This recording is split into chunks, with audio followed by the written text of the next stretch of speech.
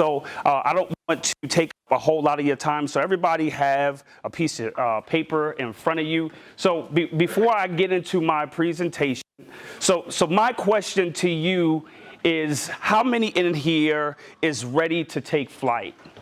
Right? So when I say, before you raise your hand, when I say ready to take flight, I'm talking about going to your next level, right? So everybody has a place where we are.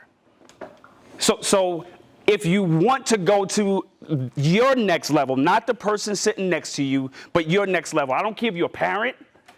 I don't care if you're a child. Right now, we are all in here together, right? Because we're investing in our babies. We're investing in our boys, right? So we can't. So we can't invest in them. I can't expect them to do something, right? Now hear me. I can't expect them to do something is if you as a parent not gonna get your work in, right? So it's not you just driving them down here. It's not you saying, hey, you need to listen to somebody come and preach to you. It's not that you need to go down and sit down and let somebody get you right. That's not what this is. This is all of us investing. So I know me as a parent. I was just driving down here from Flint, right? So they call me Mr. Involved Dad because that's one of the things that I do. I work with men, have an organization where I work with men. So they call me Mr. Involved Dad because I work with people to help them become better fathers and things of that nature. Well, your boy missed it too. Right, so I just left church. Say just left church. Come on, just left church. And so I had an incident with my daughter. So I get out of the car, I handle my business, and I'm feeling some type of way, but I knew I really was going to feel some type of way because you know who I'm riding down here with today? Her mama.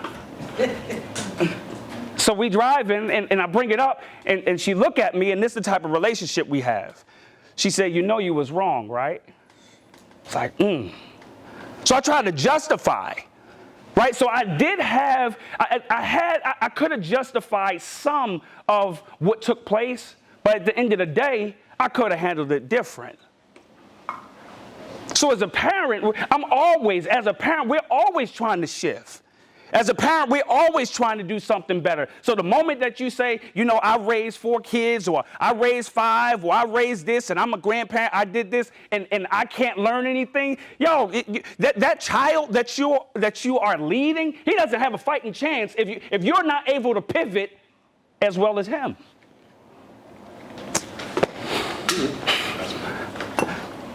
Right? Listen, you asked me to come here. Right? You asked me to come here to speak to parents and students. I can't speak to the students without speaking to the parents because we're in this thing together. Because if you're sowing seeds of negativity, if you're sowing seed that's going to germinate because you are sowing something you think is right because you did it your whole life, or that's the way I was raised. I believed in, I'm not telling you that you're wrong, I'm talking about me. Right? Say you talking about you. Say it. Say you talking about you. Okay, I'm just talking about me, right? I used to believe in using the hand to curve. Right? The curve behaviors. Yeah, but then, right? And I ain't tripping on how you do yours, but I was challenged by a mentor of mine and said, yo, Shon, like, is that the only thing you have in your repertoire? Like, you don't have any other tools? And when I thought about that, I'm like, to be truthfully honest, bruh, I don't. to be honest, I don't. So what did it do? It challenged me. It made me start looking at me as an individual. And what it did, really, honestly, it exposed my insecurities. Because I didn't know how to parent without pumping fear. I didn't know how to parent without yelling. I didn't know how to parent without using my hands. So now I had to learn how to use my mouthpiece to parent, to motivate, to empower, to inspire. So we got to be in this thing together when we're taking flight. So when I'm saying, are we ready to take flight? Like, I hope that we're all ready to take flight, because one of the worst things to do is, if you're a flyer, is to take flight and have an emergency landing. That's frustrating. Like, you're on your way to your destination, and they say, hey, we're having problems, mechanical problems. And we need to have an emergency landing because there's mechanical problems. Or on the runway and you want to take off and they say, hey, we can't take flight because there's mechanical problems. See, when I was 13, me and my boy Remy used to play a game all the time. I don't know if you most of you kids in here, you're too young. You don't know Tecmo Bowl, but that was the Madden of my day. You see the graphics, the whole nine, it was garbage. But back in the day, we loved that thing. Parents around my age, was that the deal? Thank you. That was the deal. So, but me and my boy Remy, we used to play this video game all the time, man. And I used to smash Remy. Like, I was that deal. I was that dude who used to whoop everybody in the game, right? Until one day, Remy was about to beat me. And your boy didn't like that. I didn't like that. We're playing at my house. It's my rules. You don't beat me in my crib. Absolutely not. So I don't know if you ever seen a Nintendo game, brothers, but on that game, there's two buttons. And one of them say power. And the other says what? I heard somebody say, what did it say? Reset. Oh, come on with it. It say reset. Absolutely. It said reset. So listen here, bro. Remy wasn't going to beat me. So what did I do? Reset. Come on, man. You're not going to beat me, Remy. Not today. So, but you got to understand, I was 13 years old, right? And I thought that was just a game. But when I became a man, I was still hitting the reset. See, what I thought was a moment became a way of life. See, I thought that was just a moment, but because I hit the reset, it became a way of life. So the first thing I need you to do where you are, I need you to find your reset. Before we can take flight, I need you to find your reset, because there's nothing worse than taking off and you riding high, and then they say, hey, we have to have an emergency landing. Why? See, I had a business where we was making buku money, but we had to be grounded. I had to file for bankruptcy. Why? Because of that reset button. When times got hard, I didn't know how to be resilient. I didn't know how to be resilient. So I quit. When I went to Michigan State University, I'm starting as a sophomore, guaranteed at least to get a shot at the pros. But then when Nick Saban came in there, and everybody know Nick Saban, that he's a winner. See, we wasn't used to winning at that time, and he came in with a whole different, discipline, the whole way of doing things. I wasn't used to that type of structure. I wasn't used to having a winner's mentality. So when he challenged me, I didn't know how to handle it, so your boy hit the, come on.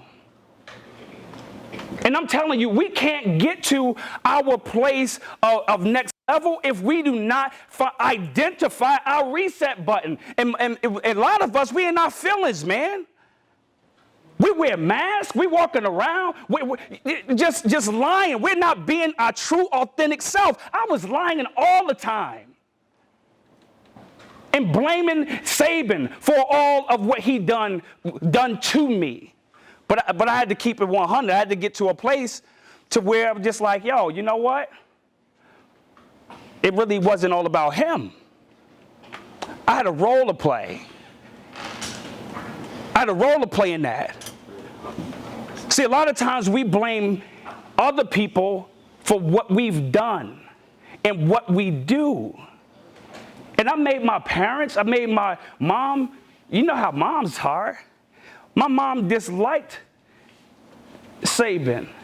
And unfortunately, I forgave him, right? And then I forgave myself. But I have to be honest. My mom died last year. And my mom took not liking that man to her grave because of what I told her. And no matter what I tried to do to get her to change her thinking, I was her baby. She like, no, you messed with my baby. And I had to come to her and say, Ma, no, it wasn't all about what Saban did. I had a role to play. I was the one who was talking back. I was the one not running through the lines. And that's what happens with many of you young men in here. You make excuses that my daddy is not there because they say that I've been diagnosed with ADHD and all these other letters and saying that I have this issue. Listen, I get it, homeboy. You may have that, but that doesn't define you. It only defines you if you allow it to define you. So you're going to keep on allowing that to be your reset when you have your family, you're trying to be a father, and you're going to make an excuse because you're dyslexic, because you don't have a father? Listen to me. My daddy didn't tell me he loved me till I was 18 years old. He didn't tell me that he was proud of me until I was 42 years old. I'm 43 now. When I was looking for validation from my dad, when I was getting recruited, thinking that was going to bring validation, man, he told me I was too small to go play big boy ball. Come on, man. When I need validation, but I can either allow that to keep me grounded, or I can use that to help me to take flight.